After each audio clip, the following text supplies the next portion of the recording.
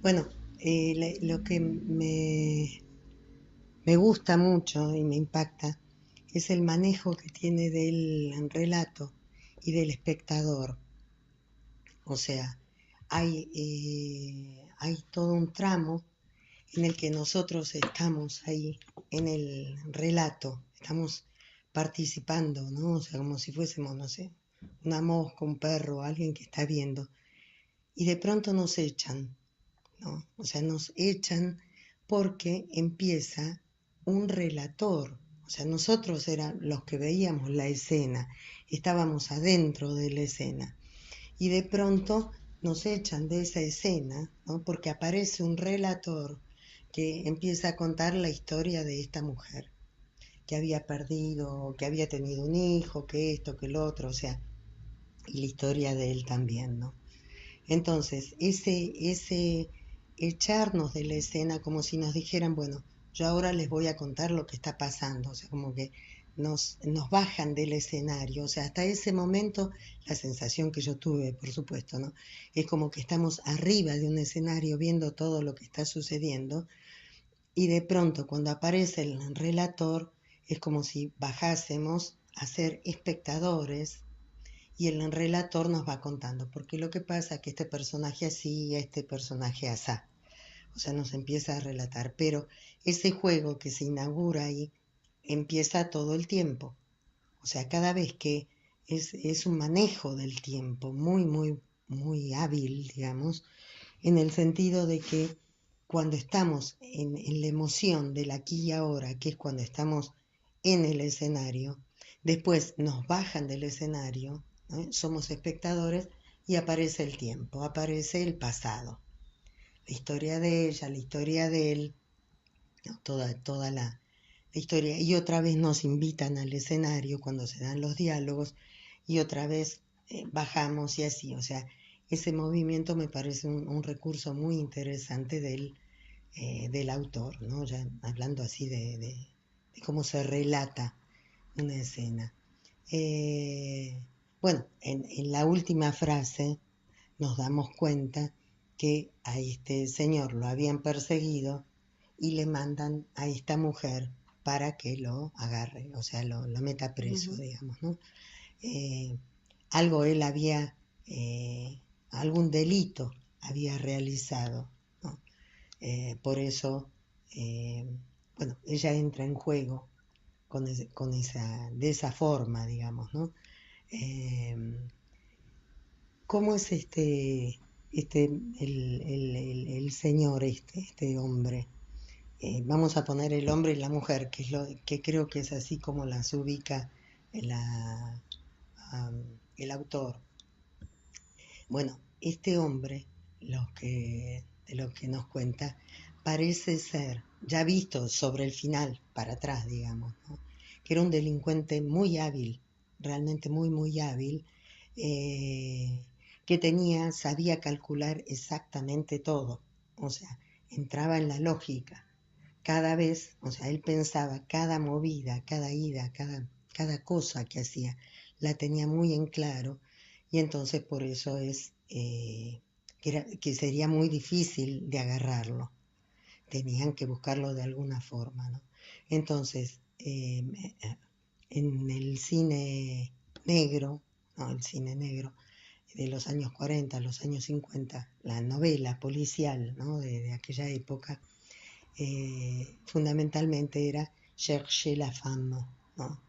Buscar a la mujer, porque en la mujer es donde los delincuentes más hábiles en el delito que se produce, incluso Sherlock Holmes, ¿no? Habla de eso. Eh, si uno busca a una mujer implicada en la historia, lo más probable es que pueda encontrar el recorrido, me refiero, la explicación al culpable, ¿no? Esa es la idea, chercher la femme. Entonces, desde este lugar es que supongo yo que se decidió por enviarle una mujer, ¿no? Esta mujer que, eh, que llega justamente desde este lugar, de esa forma, esta mujer policía, ¿no? Llega para para de alguna forma ponerle una trampa, retenerlo, y así puede llegar la policía. ¿Qué podemos decir de este hombre? Este hombre, a los 13 años, tiene, mejor dicho, tiene toda una infancia de un padre, que es lo único que nos dicen, que hay un padre que toma vino y deja un arma sobre la mesa, pero no un arma para intimidar. Él sería incapaz de usarla, dice el hombre, ¿no? O sea, cuando era chico. ¿Por qué estaba ese arma ahí y la botella de vino? Porque ya el padre era delincuente, ya el padre mismo era, sí, un delincuente. Entonces, se tomaba el vino para relajarse.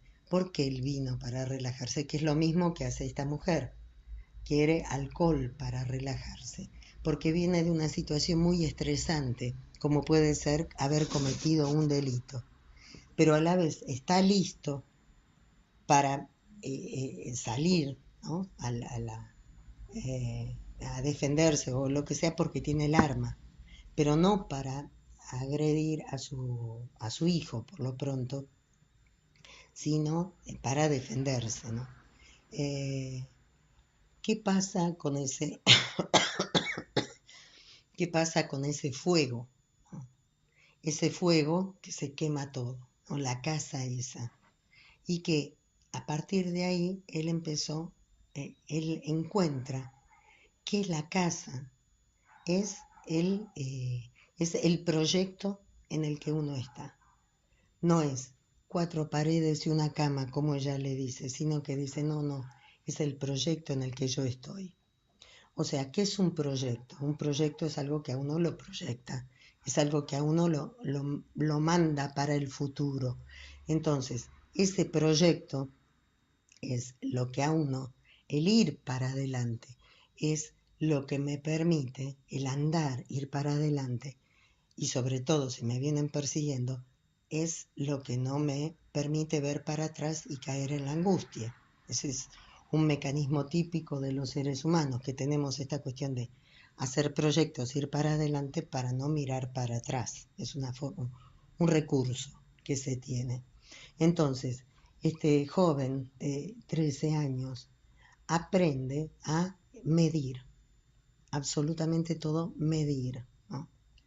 ¿Qué cantidad exacta de tal cosa para lograr una balanza, ¿no? O sea, una balanza, la precisión que tiene una balanza. Esa es la fachada que él tiene. No sabemos cuáles son el delito, en qué rama de la delincuencia este hombre se ha especializado. Lo que sí sabemos es que la fachada que él tiene es la de vender balanzas. Y él dice que se dio cuenta que ya la gente no está comprando balanzas, no tienen tanta salida como antes las balanzas, que esa es la explicación que él le da a la mujer, y que entonces él decidió empezar a hacer los recorridos para ver de qué se trataba. ¿Qué es lo que nos está diciendo? Se está quejando de cómo los tiempos han cambiado, cómo la cuestión del equilibrio, ¿no? Podemos pensarlo como en un equilibrio mental, esta posibilidad de ¿qué es el principio de realidad en Freud? El principio de realidad es una transformación del principio del placer. Partamos, muy cortito lo digo, los seres humanos somos los únicos que nuestro psiquismo se rige por me gusta o no me gusta, diferente de los animales que dicen me es útil o no me es útil. Por ejemplo, Manolo, el perro, si está mal de la panza va y come pastito, pero él no come pastito siempre, solamente porque tiene dolor de panza o lo que sea, va y come pastito porque le hace bien.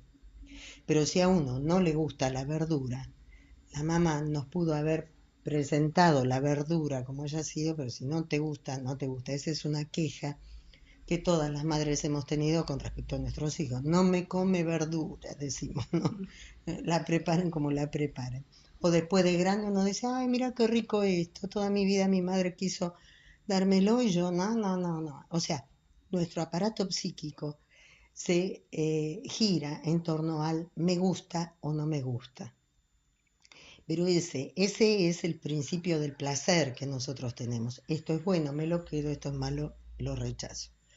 Pero eso, en el atravesamiento de la castración, lo que uno aprende es que ese placer del me gusta lo tengo que posponer hasta un tiempo, digamos, posponerlo, si esa es la palabra, porque es peligroso realizarlo en este momento. Entonces, el principio de realidad es una modificación, una adaptación, aunque no debería usar esa palabra, está fuera del lenguaje psicoanalítico, pero digamos,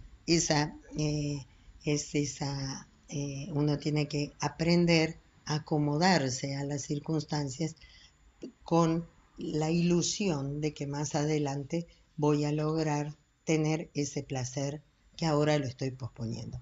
Ejemplos, bueno, no salgo de parranda todos los fines de semana porque tengo que estudiar para los exámenes que me van a permitir tener mi título universitario, por ejemplo, ¿no? Entonces uno aprende cómo ir posponiendo, pero siempre partiendo de la base de las marcas que uno trae con respecto a ese me gusta, no me gusta.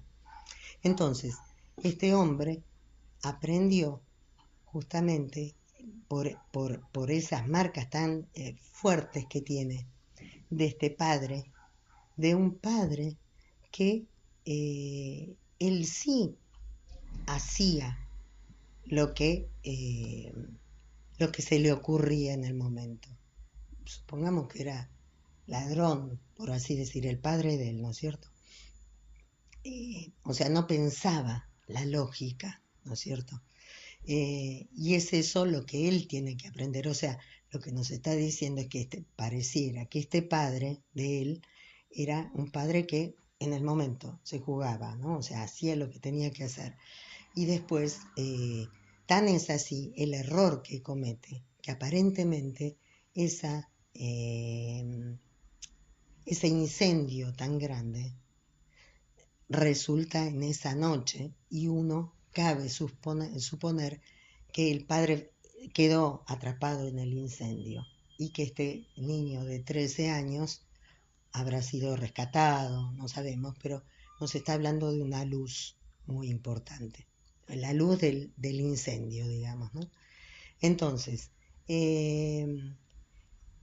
¿cuál es el momento justo antes del amanecer, que son las 4:12 de la mañana, de la madrugada?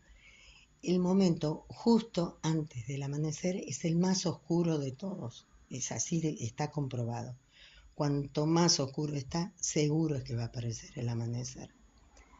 Este hombre estuvo toda la noche sentado en ese taburete en el bar o no sé, del hotel, con una pierna para un lado, con otra pierna para el otro, ¿sí? En esa oscuridad total, digamos que justo antes del amanecer. ¿Qué es lo que él está viendo? O sea, yo lo que quiero hacer es una línea entre la luz de la alborada, la luz del incendio y el vestido de ella, ¿sí? Todo son marcas de luces que a él lo retrotraen al momento ese del incendio. Porque él dice, ahí yo aprendí, hubo un momento, yo sé desde cuándo, desde ese momento. Entonces, él quedó atrapado en ese momento antes del amanecer y quedó ahí, en México decimos ciscado, ¿no? Que es quedar así, pasmado, sin, qué sé yo, Sin reacción. exacto, quedas así, no quieto, o sea, no podés hacer nada. Entonces, él estuvo así, en esa oscuridad. que es la misma oscuridad que nos habla del terror que tenía este niño de ver a su padre, que todas las noches hacía exactamente lo mismo. Botella de vino, está el arma, y él ahí mirando, aterrorizado, porque es una arma, ¿no? Un arma de fuego, o sea que eso es peligroso, digamos. Un chico sabe eso, y más si tiene 13 años, ya sabe qué es lo que pasa. Entonces, él está así, ciscado, viendo a este padre que después logra dormirse. Pensemos en el alivio de este jovencito de ver que su padre se duerme, ¿sí? Ahora bien, ese terror, ¿no? Ese terror que él le tenía, deduzco yo, son especulaciones estas, ¿no? Ese terror que él tenía a esta situación, a ese horror, ¿no? A esa oscuridad, y este padre como un ogro, ¿no? Como el ogro que se duerme, para que se duerma. Y así, noche tras noche, noche tras noche. ¿Podríamos llegar a decir que el incendio lo produjo él? No sé, puede llegarse a pensar eso. Que el chiquito de 13 años, con tal de zafar de ese padre terrible, ¿no? Que él no sabe si por ahí va... Ah, porque hay otra cosa, dice Freud.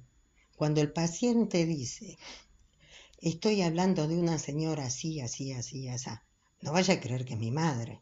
Dice Freud, es la madre. Quitémosle el no. No, es la madre. Y entonces cuando, en la misma línea, cuando el muchachito este explica que no era capaz de usarla contra nosotros o contra mí, el arma, era capaz. O sea, ahí tenemos la corroboración, siguiendo a Freud, por supuesto, en que ese padre sí hubiera sido capaz de usarla contra, al menos contra el chico, el hijo. No sabemos si había más chicos o esposa, eso no se sabe. Entonces, tal vez se podría llegar a pensar que este chico fue el que produjo el incendio de esa casa, porque llamativamente él se salva, justamente para poder ponerle un límite a este padre, ¿no? A este padre terrible. Insisto, son especulaciones, están dados algunos indicios así, pero no sabemos. Entonces, ahí eso no era una casa para él, eso era yendo en esta línea, puede haber infinitas líneas de lectura, ¿no? O sea, siempre yo tomo una, la que se me ocurre. Eso no era una casa, eso era como se dice, un calabozo, una prisión, y tenía un carcelero que era este padre con el arma y el vino ahí.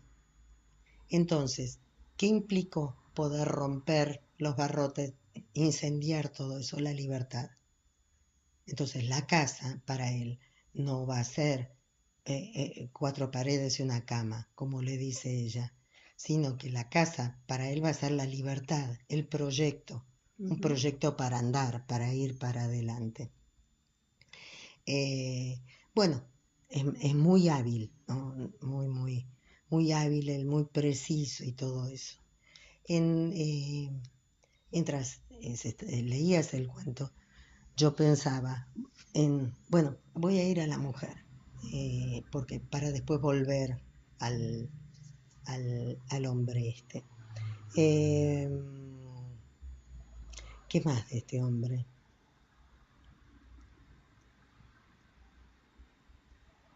Bueno, aparentemente era un caballero, estaba bien vestido,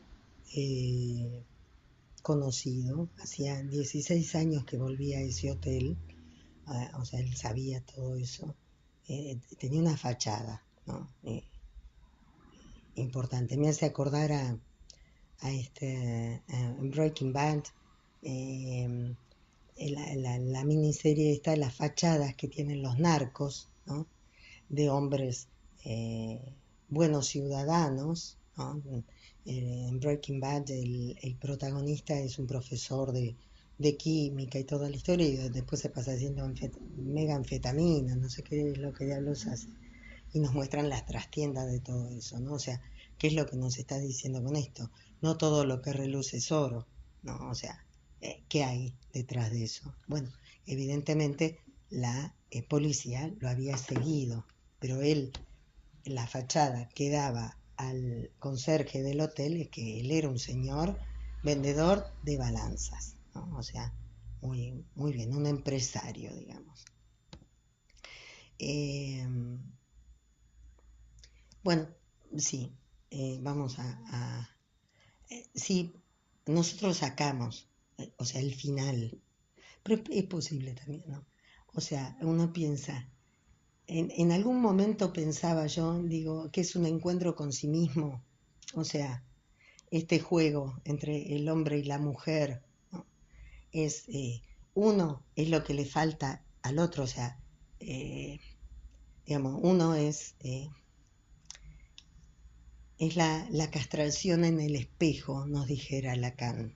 O sea, cuando yo me veo en el espejo, me doy cuenta, la imagen generalmente me da una idea de completud, de que está todo completo, todo perfecto, ¿no? O sea, uno se ve, hoy soy una diosa, o hoy soy una cucaracha, ¿no? O sea, hoy soy divina, hoy no sé qué.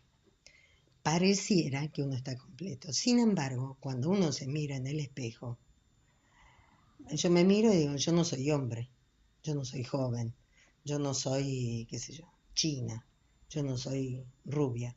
Lo mismo le pasa, o sea, cada uno de nosotros frente al espejo, si bien tenemos esa ilusión de que estamos perfectas, que no nos falta nada, implícitamente está todo lo que no somos, ¿sí?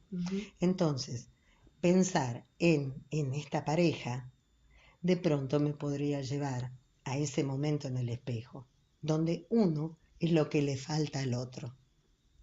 Cuando él se mira, encuentra que lo que le falta a él es lo que tiene ella, lo que es ella. Y cuando ella se mira en el espejo, es lo que le falta a él.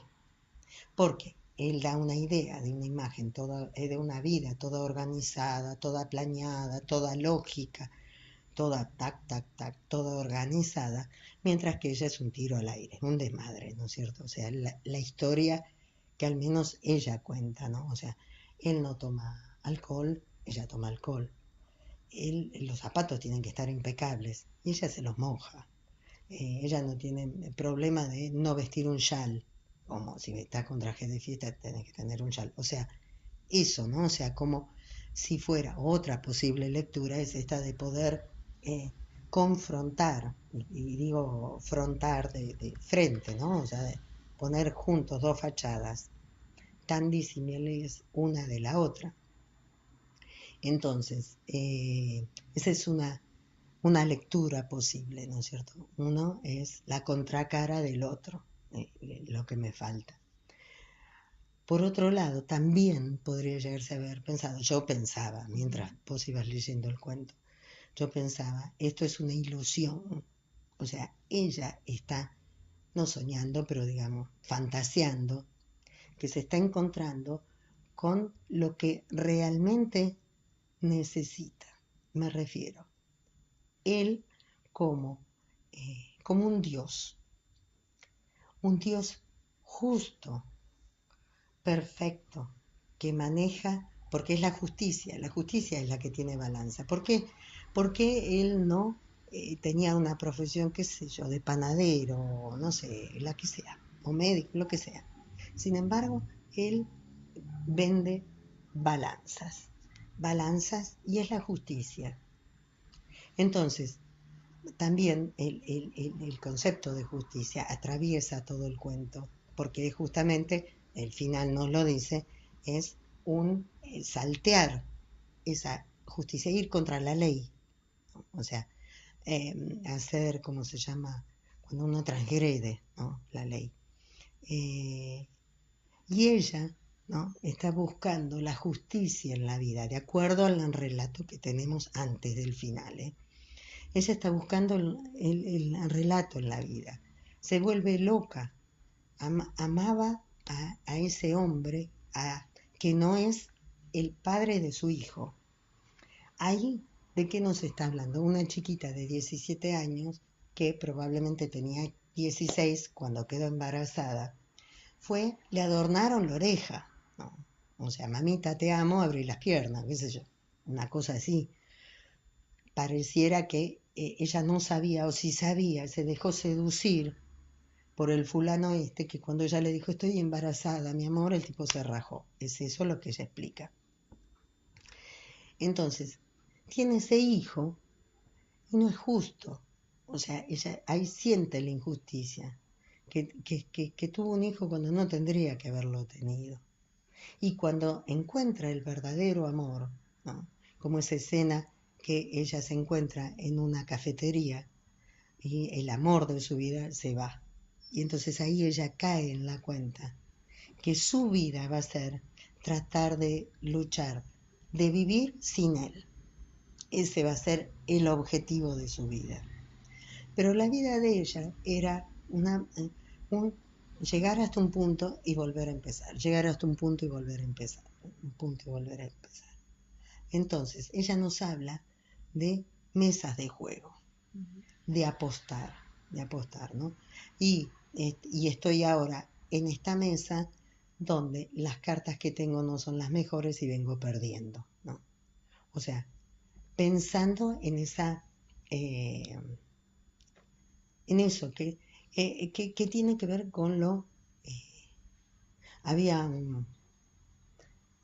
un amigo nuestro que decía que el discurso que atravesaba en la casa era que se decía, los mayores, digamos, que eso le había dejado una marca importante, era Dios, Dios te dé suerte, ¿no? Era así más o menos el discurso, Dios te dé suerte, no me acuerdo bien cómo era la frase, digamos, ¿no?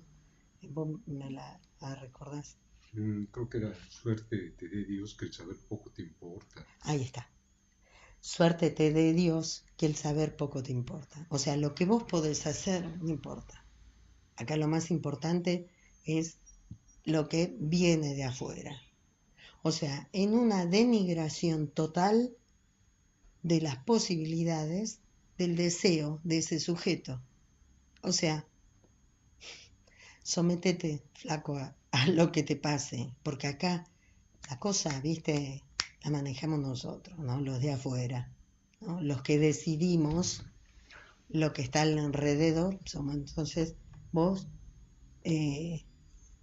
no sos una hoja al viento. Nosotros vamos a decidir qué es lo que pasa, ¿no? Y sometiéndolo me refiero sin reconocerle a esta persona las posibilidades propias.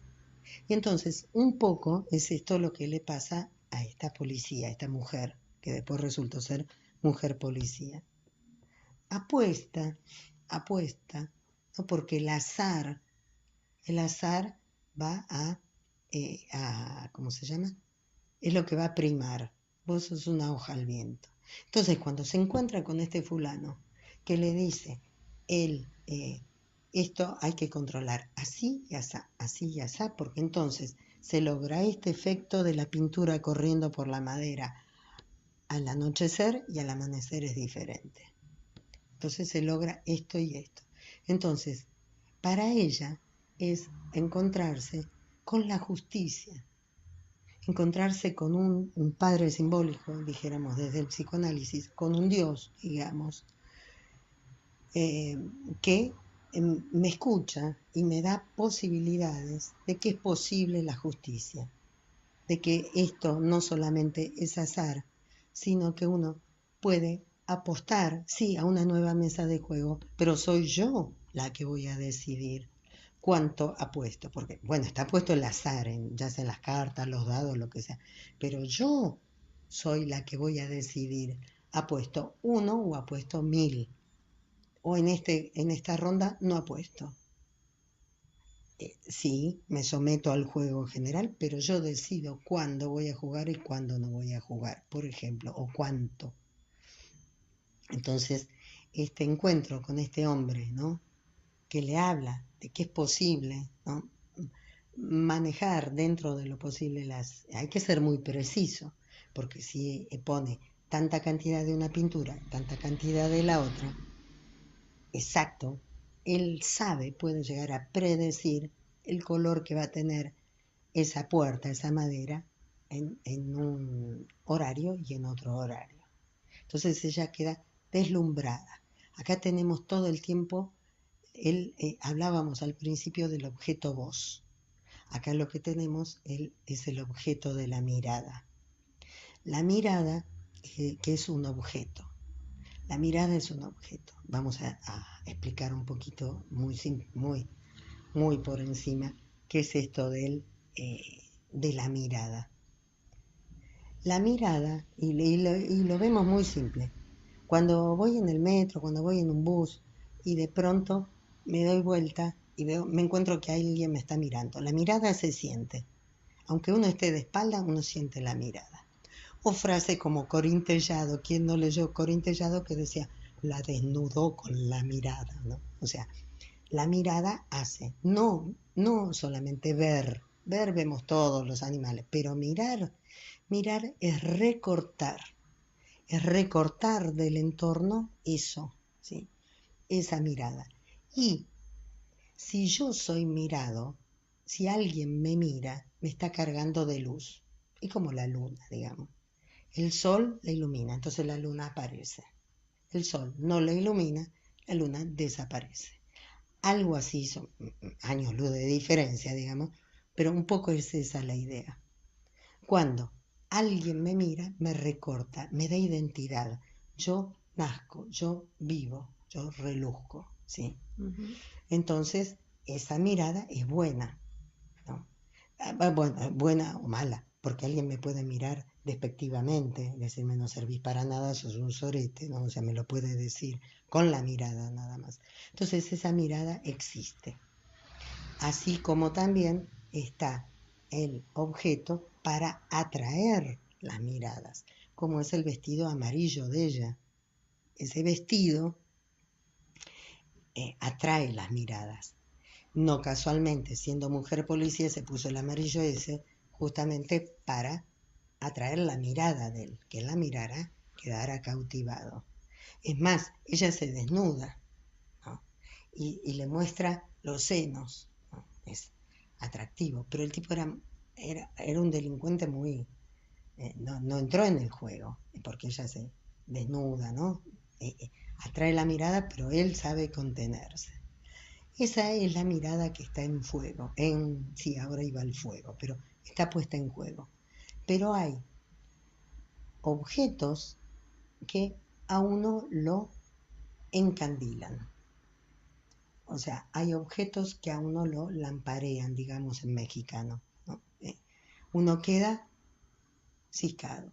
Ese es como la comadreja, ¿no? Cuando la casan así, le ponen una luz muy potente y se queda dura la comadreja, y así van y las agarran. Así es como él queda con la luz, ¿cómo se llama? Deslumbramiento tan fuerte de lo que fue el incendio de su casa, que suponemos nosotros que lo hizo él. Y es la misma, o sea, tiene dos facetas esto eh, de esta luz tan fuerte. Tiene dos objetos, dos sentidos, por así decir. Uno que lo deja petrificado, no lo deja sin acción. Y otro que dice, o sea, viene eso y tengo que rajar y hacer, ¿no? Tengo que empezar a construir. ¿Y por qué no pensar en la luz del pensamiento, ¿no? La ilustración, Ujú. el movimiento de la ilustración era la luz, ¿no? Que aparecía, que es lo que él llama o sea, hay una sublimación acá, porque desde ese sublimar, ya dijimos el otro día, es esto de a un determinado objeto se le quita el objetivo primario para pasar a ser uno que sea bueno para, para la cultura, para la sociedad. O sea, ¿qué es esto de cambiarlo, ¿no? El objetivo. Por ejemplo, por así decir, eh, jugar con las heces cuando se es chiquito, que no se puede, eso se sublima y entonces después el fulano, ¿y cómo se te ocurrió tener una fábrica de pasta? No sé, la verdad no se me ocurrió, pero amaso, o la vasija, o el alfarero, lo que sea. Bueno, esa luz que implica lo real de la muerte, lo real de la muerte, lo pone en... es lo que él puede quitarle esa connotación de muerte, porque teóricamente en esta línea de pensamiento él mató, se pudo deshacer de ese padre, implica un, una luz que implica una guía y que ahí esa va a ser mi casa. Yo me voy a dirigir cada vez que tengo una luz, ¿no? O sea, un proyecto, voy a estar bien y voy a ir hacia eso. Cuando él queda lampareado, o sea, queda encandilado, está expectante, aparece ella en el hall de entrada del hotel y queda encandilado. Queda encandilado y queda enganchado, ¿no? O sea, queda envuelto en ese chal que no estaba, en ese vestido amarillo de luces. Van hasta la habitación y de pronto él ve la luz de la alborada y es esa luz que le dice, ojo al piojo, perdiste. Perdiste porque están los policías, ¿no? Vinieron por vos. Entonces, para redondear el cherche la femme, ¿no? Tenemos que justamente él, que era todo controlado, todo pensado, todo calculado, resulta ser que aparece una mujer que lo encandila y que lo frena. ¿Qué es lo que trae una mujer? Eso seguramente van a ir apareciendo diferentes cuentos y poesías. Justamente lo que trae la mujer es esa cosa de la locura, de lo que hablábamos el otro día en la radio, cordura, locura, ¿no? Ese elemento de lo impredecible, ese elemento loco que atrapa, que trae, de misterio, ¿no? De la bruja, ¿no? De ese que sabe, esa cosa oscura, ¿no? ¿Cómo goza una mujer? Se preguntaba Freud. Y Lacan nos habla del otro goce femenino, ¿no? Es eso. La mujer tiene un misterio especial para el hombre, el que se dice hombre, porque hombre puede ser, no importa la anatomía, me refiero a un hombre, alguien puede ponerse en el lugar de hombre y tener genitales femeninos, no, no estamos hablando de la anatomía, estamos hablando de aquel que se asume como hombre o de aquel que se asume o de aquella que se asume como mujer, no importa la anatomía. Entonces, ese misterio, esa cosa misteriosa, tiene que ver con esta mujer, ¿no? Cherche la femme, que trae eso y que es lo que a él lo engancha. O sea, no solamente su brillo fálico, ¿no? Lo detiene, sino que aparte lo cautiva, porque él dice, en un momento el relator nos dice, tenía un cuerpo que era atractivo, pero él se frena y sigue con su valijita ahí, ¿no? Hay un detalle que él llega el policía, golpea al policía y ella está con el torso desnudo. Entonces él va y le lleva la chamarra, ¿cómo se llama? La chaqueta. con el revólver.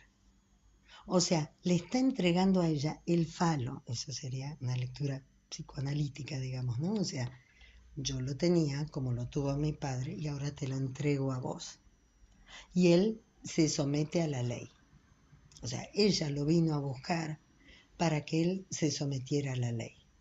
Y él tal vez ya estaba muy cansado de andar corriendo de la justicia, tal vez, no sé, son elucubraciones, y entonces sí se somete a la ley porque es muy extenuante como el padre que necesitaba relajarse con una copa de vino, ¿no? Para, eh, bueno, poder descansar y toda la historia. No sé si me olvido de algo, es por ahí de la historia de ella, de eso, pero tiene que ver con la justicia y con el amor. Pero bueno, eh, creo que se hizo un tantito larguito. No, pero excelente tu análisis, realmente muy bueno, muy bueno. Y yo lo que puedo agregar, que es poco lo que puedo agregar o casi nada, es lo que pensé mientras vos decías todo esto, es que eh, ella le plantea en un momento la cuestión de dar de nuevo, de empezar de nuevo, ¿no? Que dice que nunca es desde cero, ella dice, ¿no?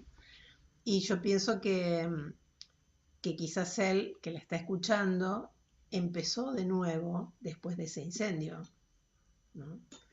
Él la está escuchando y él ya empezó de nuevo. Ella errática, según su decir, que no era tan errático, porque ella tenía un camino, encontró un camino que, bueno, una mujer policía que tenía un objetivo que era detenerlo y lo hace, lo consigue. Pero ¿no? Esto a lo que, digamos, esta fachada que él tiene de un hombre, por decir de algún modo, mediocre, porque tenía una vida, bueno, sí, vendía balanzas y demás, y ella le propone, ¿por qué no empezar de nuevo? Y desde cero, y que la vida es eso, y construir una casa, y él quizás eso es lo que estaba haciendo desde ese momento del incendio, ¿no? Sí, o sea, si vamos a, sí, coincido, si vamos a una lectura todavía más profunda, porque bueno, como la riqueza del arte, digamos, que te permite infinitas lecturas, ¿no es cierto? Lo que está puesto en juego acá es la pulsión. O sea, la pulsión desde el psicoanálisis es esa tendencia a suponer que hay un objeto que me satisface, a envolver el objeto para atraerlo y completarme y destruir el objeto y metérmelo, o sea, incorporarlo, hacerlo carne, pero no se puede porque el objeto está afuera y yo estoy acá, o sea, es imposible. Entonces, la pulsión se satisface en un rodear el objeto y regresar a la fuente, nos dicen. Pero eso es nada más que goce, o sea, es siempre estar en el lugar de objeto, o sea, uno ser manipulado por esta tendencia pulsional, digamos. Lo único que trae diferencia, que trae algún tipo de diferencia, es someterse a la ley. Y la ley dice, todo no se puede.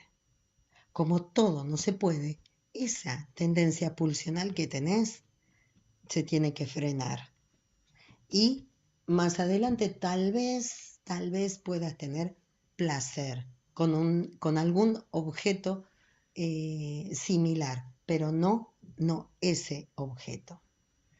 Entonces, el someterse a la ley permite salir de ese círculo vicioso, que no es círculo vicioso, sino que es un círculo destructivo, es una helicoide negativa que cada vez me va hundiendo más en la muerte, me va en la destrucción.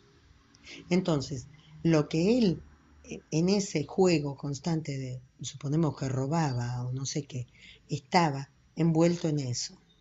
Y ella también estaba en ese juego de siempre lo mismo, dar de vuelta la carta otra vez y otra vez. Entonces se hace mujer policía, los dos se someten a la ley. ¿Cuál ley? Esa de que todo no se puede, pero es la salida. O sea, él se va a hacer cargo de los delitos que cometió. Y ella va a tener una identidad, o sea, es policía, ¿no? Entonces, para romper esa helicoide negativa es la ley la que marca una diferencia.